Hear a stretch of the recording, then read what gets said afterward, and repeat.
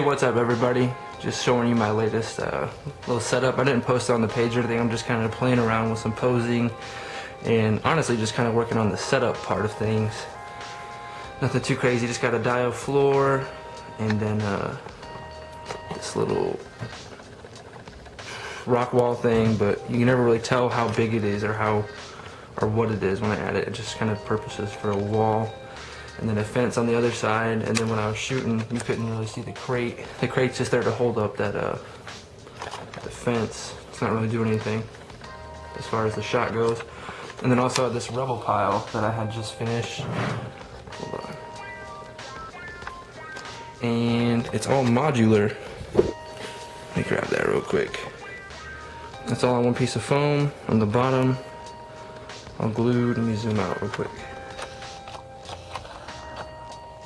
But yeah, so it was kind of fun to make last night.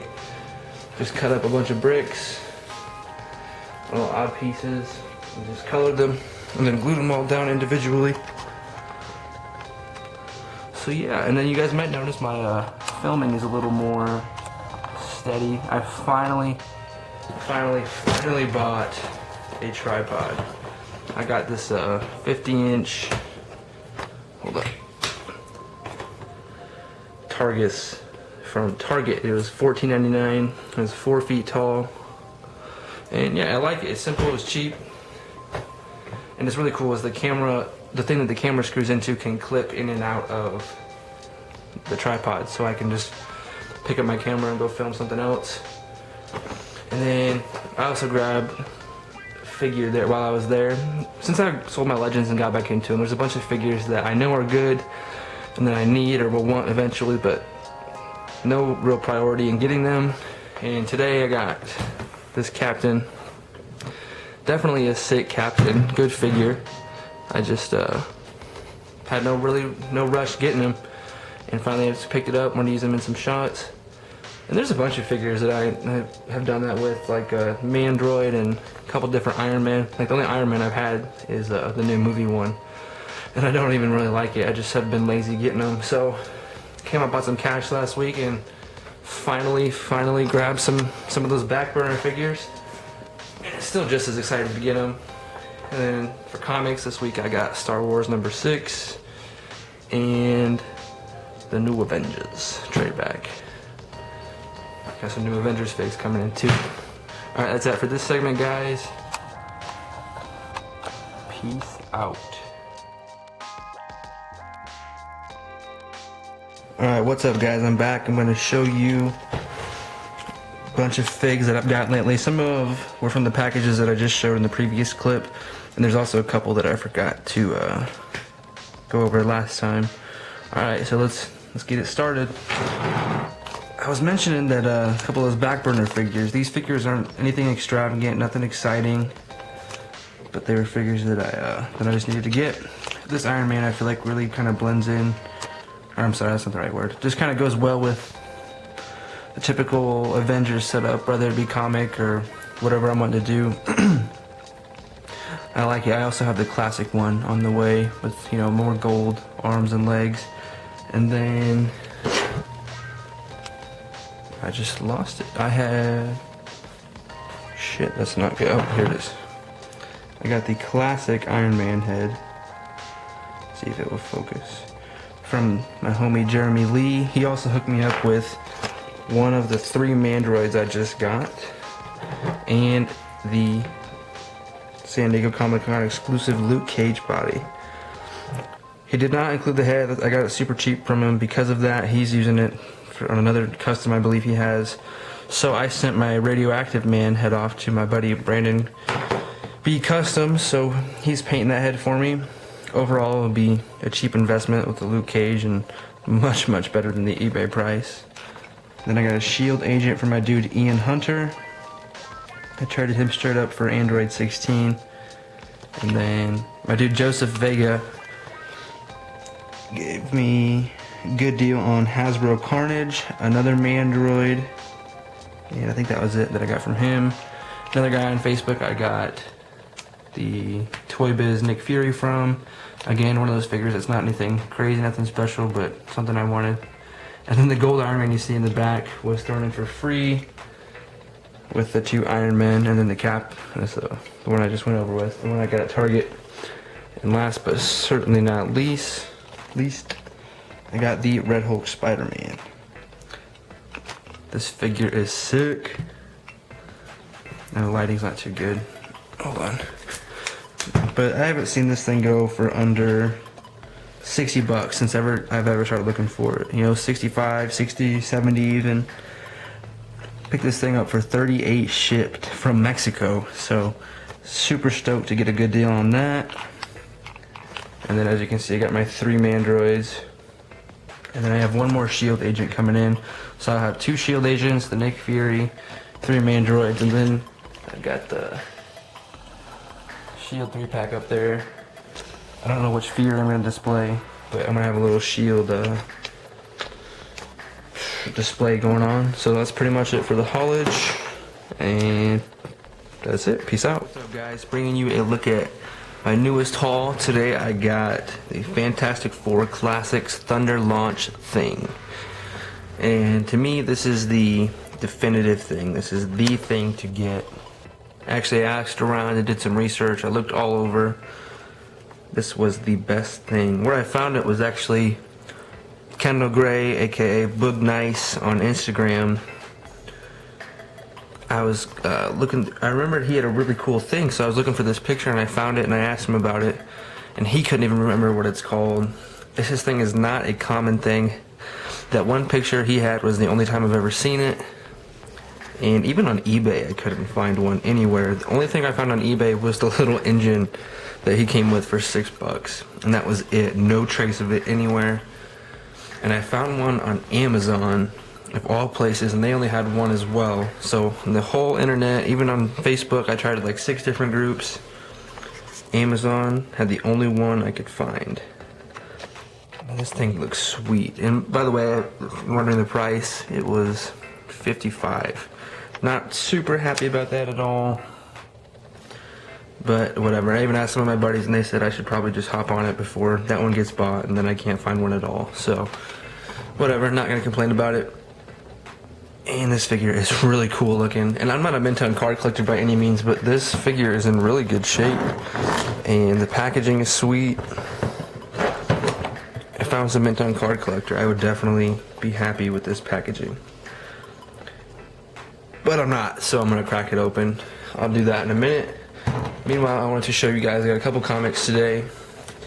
I got Dark Avengers New Avengers Volume 1,